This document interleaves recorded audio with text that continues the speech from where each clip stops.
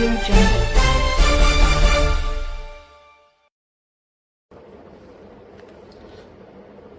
नमस्कार मित्रों, मैं हूं राकेश अचल और आप देख रहे हैं अपना YouTube चैनल चक्षुदर्शी, जिसे आप जनता का माउथपीस भी कहते हैं।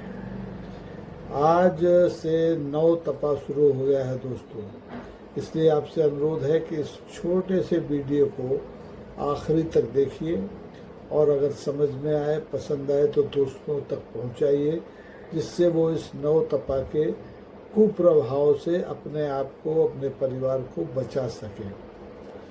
दोस्तों, 9 तपा शुरू हो गया है। अब आपको 9 दिन तक लगातार तपना है और ये ज्येष्ठ मास के सबसे गर्म दिन माने जाते हैं। ज्योतिषी कहते हैं कि सूर्य रोहिणी नक्षत्र में प्रवेश जब करता है तो आग बरसाने लगता है। कहा तो ये भी जाता है कि सूर्य की सबसे ज़्यादा जो ऊर्जा होती है वो वृष राशि में होती है। सेनापति ने लिखा था, वृष को तरंग तेज सहसो रविकर निकर, ज्वालन के जाल विकराल बरखत है। पूरा अच्छा पद है, इसको पढ़िए। उसमें इन 9 तपा के बारे में बड़ा अच्छा वर्णन किया गया है।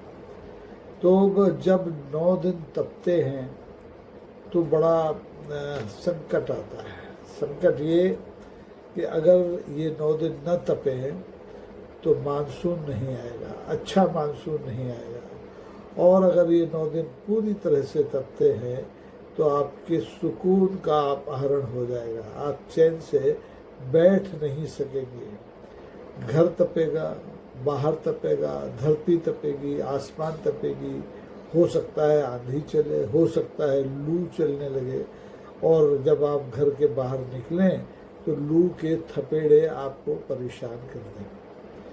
तो ये पहली बार नहीं हो रहा है, ये तो सदियों से हो रहा है, प्रकृति का चक्र है। हमारे यहाँ ज्योतिषियों ने बहुत पहले इसकी शिनाख्त कर ली थी और लिखा भी था कि ज्येष्ठ मासे शीत पक्षे आद्रादि 10 तारका, ज्येष्ठ मासे शीत पक्षे आद्रादि 10 तारका, सजला निर्जला ज्ञेया निर्जला सजलास्तथा। इसका सीधा सा मतलब है कि ये जो रोहिणी नक्षत्र है, ये ज्येष्ठ मास में शीत पक्ष में आद्रा और 10 तारका, जैसे अब ये चूँकि तकनीकी मामला है तो आम आदमी नहीं समझ सकता, लेकिन मोटे तौर पर कहा जाता है कि ज्येष्ठ मास के शुक्ल पक्ष में आद्रा नक्षत्र होता है, स्वाति नक्षत्र होता है, और इस आद्रा और स्वाति के बीच में जो रोहिणी है उसमें सूर्य सबसे ज़्यादा 9 दिन तक तपता है, क्योंकि रोहिणी नक्षत्र हमारे धरती के सबसे नज़दीक है, तो उसका सबसे ज़्यादा प्रभाव पड़ता है। और वृषभ राशि का मैंने बताया कि सबसे ज़्यादा सूर्य तपता ही है और उसमें इतना तरंग तेज होता है कि जैसे लगता है कि सहस्त्रों किरणों के साथ सूर्य अग्नि वर्षा कर रहा हो। तो इस 9 तपा में आपको करना क्या चाहिए? आप इसको पूजा, रचा, यज्ञ, हवन के जरिए 9 तपा को टाल नहीं सकते, इसके दुष्प्रभाव को टाल नहीं सकते और टालना भी नहीं चाहिए। अगर 9 दिन तपेंगे नहीं तो अच्छा मानसून कैसे आएगा? और अच्छा मानसून नहीं आएगा तो देश की जो कृषि प्रधान अर्थव्यवस्था है वो डामाडोल हो जाएगी, जो पहले से डामाडोल है, दलदल में फंसी हुई है। आपने प्रधानमंत्री की अपीलें सुनी होंगी कि भाई बहुत बुरा हाल है अर्थव्यवस्था का, सोना मत खरीदिए, विदेश यात्रा पर मत जाइए, सैर सपाटा बंद कीजिए, तेल कम खाइए, तेल कम जलाइए, क्षमा कीजिए। तो इस 9 तपा में आपको कुल 2-3 सावधानियां बरतनी है जो चिकित्सक बताते हैं, और चिकित्सकों की ओर से वो सावधानियां क्या हो सकती है मैं आप तक पहुंचा रहा हूँ। पहला तो ये है कि आप 12 से 4 बजे के समय, दोपहर 12 से 4 बजे के समय तक अपने आप को घर में नज़रबंद कर लीजिए।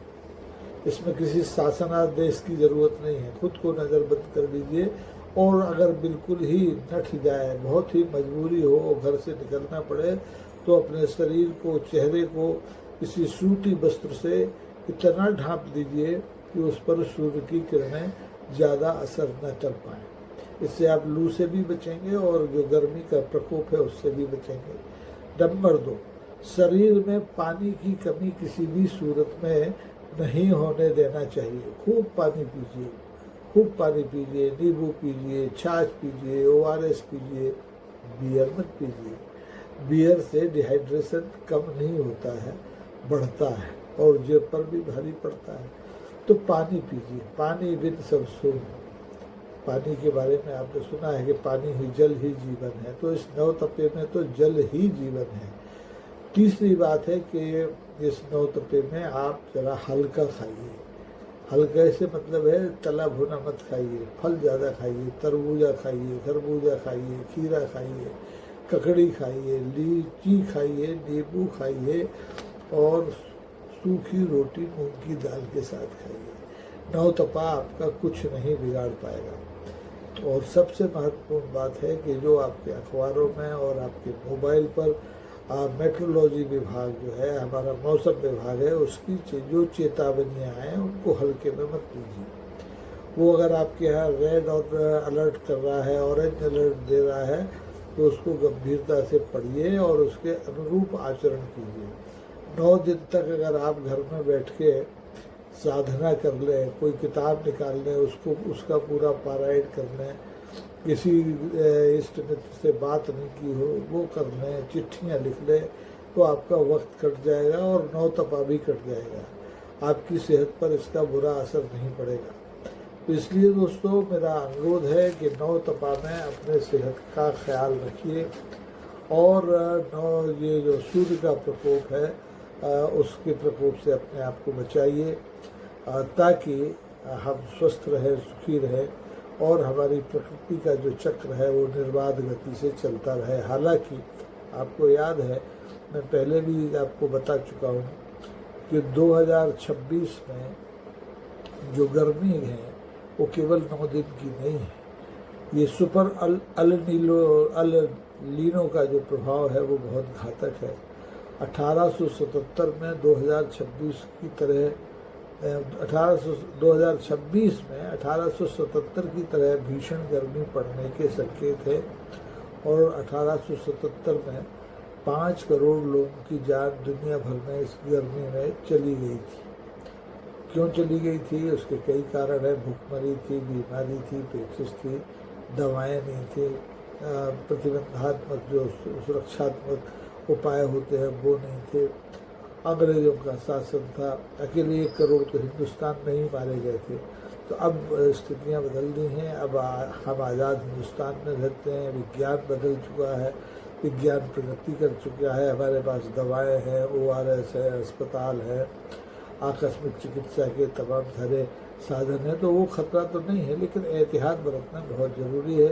तो मैं कामना करता हूँ कि चक्षुदर्शी के सभी सदस्य इस नवतपे में अपने आप को स्वस्थ रखेंगे, प्रसन्न रखेंगे और लगातार चक्षुदर्शी के साथ जुड़े रहेंगे।